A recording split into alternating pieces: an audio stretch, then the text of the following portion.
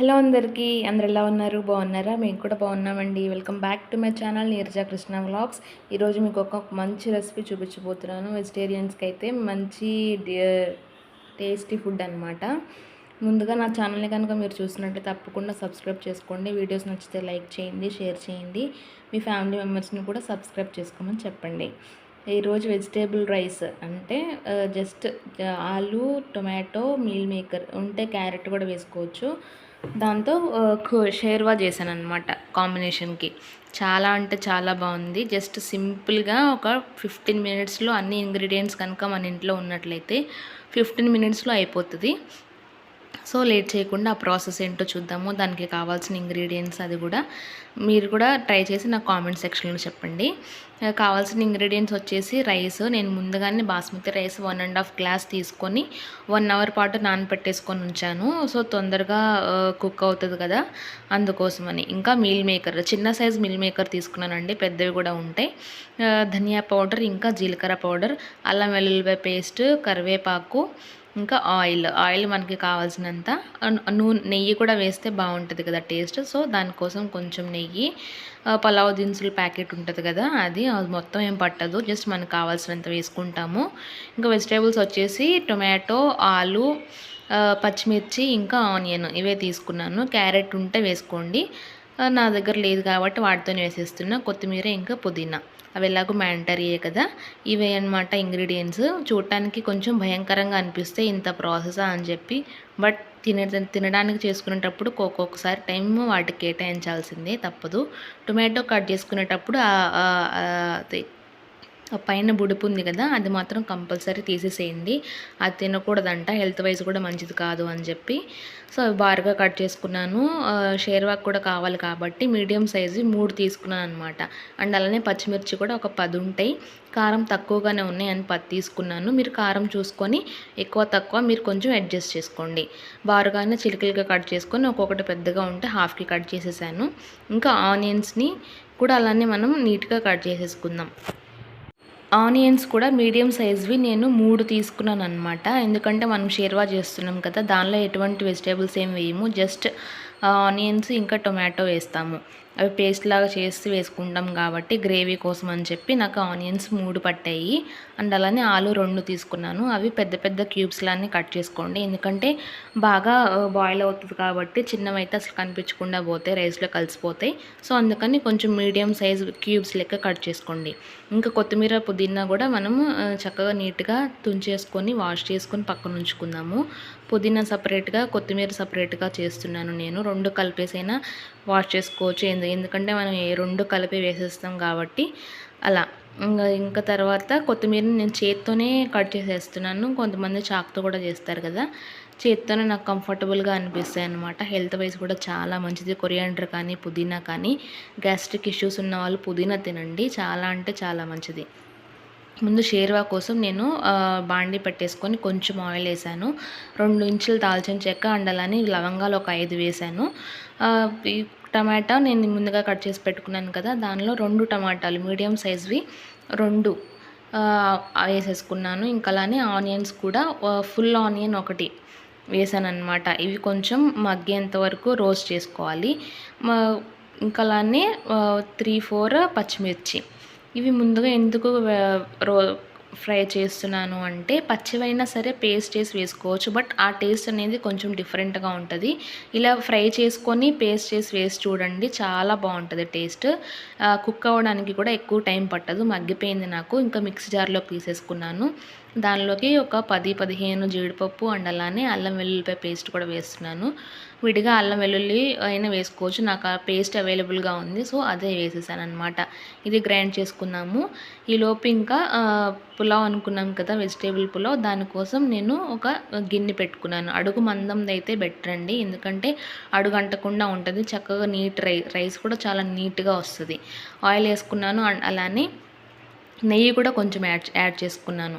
ఇంకా బిర్యానీ మసాలా ఉంటుంది కదా, లవంగాలు, చెక్క, యాలకులు, నల్ల యాలుక, షాజీరా, గసగసాలు, ఇంకా అవి బిర్యానీ ఆకు ఏమో నేను ఒక 3 తీసుకున్నాను. అవే ఈలోపు ఆయిల్ కూడా హీట్ అయిపోయింది. ముందు బిర్యానీ ఆకు వేసుకొని ఇంకా హోల్ బిర్యానీ మసాలా కూడా వేసేసుకుందాము. ఇది కొంచెం ఫ్రై అవ్వాలి. ఫ్రై అయ్యాకనే మిగతా వేసుకోండి. చక్కగా ఆ ఫ్లేవర్స్ అన్నీ ఆయిల్లోకి దిగుతాయి అన్నమాట. మనం చేసే రైస్ కూడా మంచి ఫ్లేవర్ఫుల్గా వస్తుంది. అవి ఫ్రై అయ్యాక ముందు ఆనియన్స్ వేసుకోండి. 1 మీడియం ఆనియన్ వేస్తున్నాను. మీడియం సైజ్ది ఒక ఆనియన్ సరిపోతుంది. అలా బారుగా కట్ చేసుకోండి. పచ్చిమిర్చి 3, 4 వేసుకోండి. నాకంటే చిన్న బాబు ఉన్నాడని చెప్పి చూసి వేస్తున్నాను. మీరు కారం తినగలరు అనుకుంటే కనుక మీరు ఎక్కువ వేసుకోవచ్చు. ఇవి కొంచెం ఫ్రై చేసుకుందాము.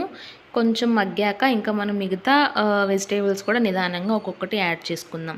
ఇవి మగ్గిపోయినాయి. ఇంకా టమాటా ఉంది కదా, మీడియం సైజ్ది 1 టమాటో ఈ పులావ్కి యూస్ చేస్తున్నాను అనమాట. ఇందాక 2 షార్వాకు వేసేసాను కదా, ఇప్పుడు ఈ పులావ్ కోసం ఒక మీడియం టొమాటో వేసాను. ఇది కూడా కొంచెం మగ్గేంత వరకు ఫ్రై చేసుకుందాము.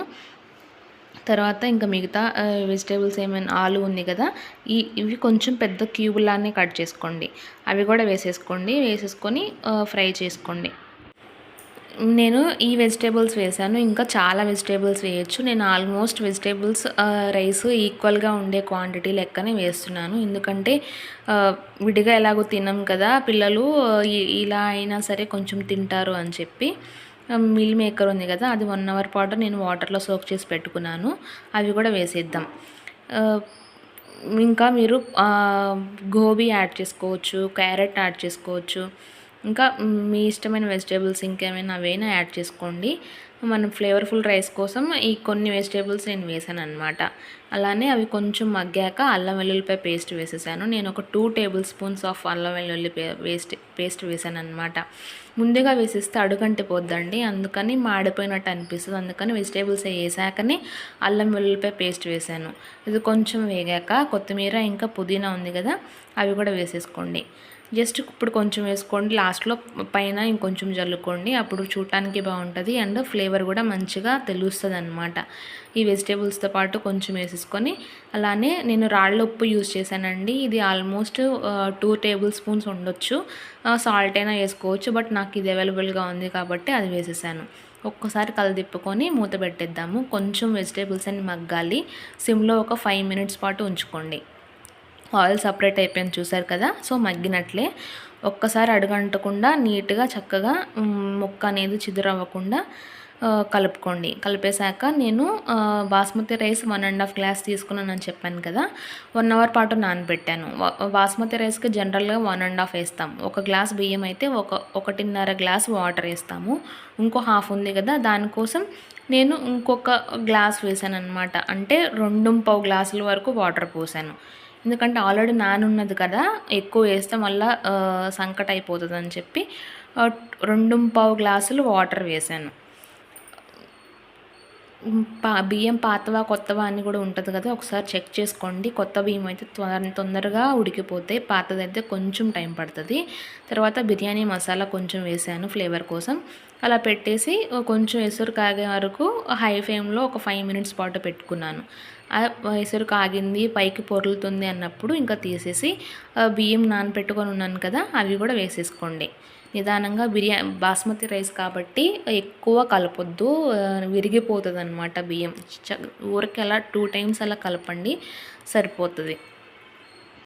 పులావ్ అంటే చాలా వెరైటీస్ ఉంటాయి కదా, ఓన్లీ మిల్ మేకర్తో చేసుకోవచ్చు, లేదంటే జస్ట్ బగారా రైస్ వెజిటేబుల్స్ ఏం వేయకుండా బగారా రైస్ చేసుకోవచ్చు. ఇంకా చాలా రకాలు ఉంటాయి. మీకు ఏ టైప్ ఇష్టమో నాకు కామెంట్ సెక్షన్లో చెప్పండి. ఇంకా రైస్ వేసేసాను కదా, అది మగ్గుతూ ఉంటుంది. ఈలోపు మనం షేర్వా కోసం ప్రిపేర్ చేసుకుందాము. స్టవ్ వెలిగించేసి చట్టి పెట్టేసి కొంచెం ఆయిల్ వేసాను. ఆయిల్ వేసి ఆయిల్ హీట్ అయ్యాక ఉల్లిపాయ పచ్చిమిరపకాయ ఉంది కదా, నేను ఇందాక వేసిన వాటిలో కొంచెం మిగిలిందనమాట.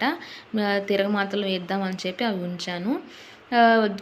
మసాలా దినుసులు ఏం వేయలేదు, ఎందుకంటే ఆల్రెడీ నేను పేస్ట్లో వేసున్నాను కదా చెక్క లవంగా, అది సరిపోతుందండి. ఆ ఘాటు పచ్చిమిర్చి వేసాము కాబట్టి ఎనఫ్ అనమాట. ఇంకా కారంతో కూడా పని లేదు. ఇవి కొంచెం కరివేపాకు కూడా వేసేసుకొని మగ్గాక ముందుగా మనం రెడీ చేసి పెట్టుకున్నాం కదా పేస్ట్, అది వేసేసుకోండి. జీడిపప్పు వేసాం కదా, కొంచెం అడుగంటే ఛాన్స్ ఉంటుంది. సో నిదానంగా ఎవ్రీ 30 సెకండ్స్కి ఒకసారి మీరు అలా కలుపుతూ ఉండండి. చూసారా, అడుగు అంటుతుంది, అందుకని జాగ్రత్తగా కలుపుకుంటూ ఉండండి. దీనిలో మీరు పచ్చి కొబ్బరి కానీ ఎండు కొబ్బరి ఇవైనా వేసుకోవచ్చు. గ్రేవీ ఇంకొంచెం టేస్ట్ ఎన్హాన్స్ అవుతుందన్నమాట. నేను అది లేక నేను వీటితోనే వేసేసాను. కొబ్బరి ఉంటే కనుక మీరు ఒకసారి ట్రై చేయండి. ఈ గ్రేవీలో ఇంకా కొత్తిమీర పుదీనా కూడా వేసేద్దాము. వేసేసి ఆయిల్ అనేది బయటికి సపరేట్ అవుతుంది కదా, అంతసేపు మనం ఫ్రై చేసుకుందాం. ఇంకా పసుపు ఒక 1/2 టేబుల్ స్పూను అండ్ అలానే ఉప్పు నేను 2 టేబుల్ స్పూన్స్ వరకు వేశాను. మీ టేస్ట్కి తగ్గట్టుగా మీరు అడ్జస్ట్ చేసుకోండి. కొంచెం అటు ఇటుగా ఉండొచ్చు, కొంతమంది ఎక్కువ తక్కువ తింటూ ఉంటారు కదా. నేనైతే గట్టిగా ఒక 2 టేబుల్ స్పూన్ ఉంటుందండి అంత ఉప్పు వేసాను. వేసి ఒక్కసారి కలిపేద్దాము. కలిపేసి అడుగుంటుందేమో అని చెప్పి ఒక్కసారి అలా ఊరికి అలా గీరండి. ఎందుకంటే మాడితే ఆ టేస్ట్ అనేది మారిపోతుంది. అస్సలు మాడకుండా చూసుకోండి. ఆయిల్ సపరేట్ అయిపోయింది కదా. ఇప్పుడు ధనియా పౌడర్ అండ్ అలానే జీరా పౌడర్ 1/2 టేబుల్ స్పూన్స్ ఉంటాయి 2. అదొక 1/2 టేబుల్ స్పూన్, ఇదొక 1/2 టేబుల్ స్పూన్ వేసేసాను. వేసేసి ఒకసారి కలిపేసి ఇంకా మిక్సీ జార్లో కొంచెం వాటర్ పోసుకొని ఊరికే పడేయటం ఎందుకండి, అందులో వాటర్ వేసి కలిపేసుకొని వేసేసుకోండి. అది 1/2 లీటర్ బాటిల్ అనమాట. నేను ఒక 1/2 లీటర్ వరకు వాటర్ పోసాను. నేను వేసిన మసాలా కన్సిస్టెన్సీకి 1/2 లీటర్ వాటర్ పట్టింది. మీరు ఆ కన్సిస్టెన్సీకి తగ్గట్టు వాటర్ అనేది అడ్జస్ట్ చేసుకోండి. ఆ షేర్వా అనేది కొంచెం థిక్గా ఉండాలి, ఎక్కువ లిక్విడీగా ఉండాలి, అప్పుడే బాగుంటుంది. బగారా రైస్ కూడా అయిపోవచ్చింది. కొంచెం చెమ్ము ఉన్నట్టు అనిపించింది నాకు అడుగున. జీడిపప్పు కొంచెం ఊరికలా తుంపలు వేసేసుకొని ముక్కలు ఆ పైన అలా జల్లుకున్నాను అనమాట. తిరగమాతలు అయినా వేసేసుకోవచ్చు, బట్ నేను పైన వేసాను కొంచెం అట్లా. ఆల్మోస్ట్ అయిపోయిందండి ఈ పులావ్ అనేది. ఇంకా మనం ఆపేసుకోవచ్చు. ఇప్పుడు షేర్వా చూద్దాము ఎంతవరకు వచ్చిందని. మంచిగా బాయిల్ అవుతుంది. స్మెల్ కూడా చాలా అంటే చాలా బాగుంది. చూడటానికి కొంచెం మీకు కలర్ ఎలా అనిపిస్తుందో కానీ కారం ఉప్పు అంత పర్ఫెక్ట్గా కుదిరింది. ఇది బిర్యానీ మసాలాతో ఈ సాల్ట్ వస్తుంది కదా, టేస్టింగ్ సాల్ట్ అని, ఇది అస్సలు అంటే అస్సలు యూజ్ చేయకండి. క్యాన్సర్ వచ్చే ఛాన్స్ ఉంటుందంట. సో డెఫినెట్గా అది మాత్రం మీరు గుర్తుపెట్టుకోండి.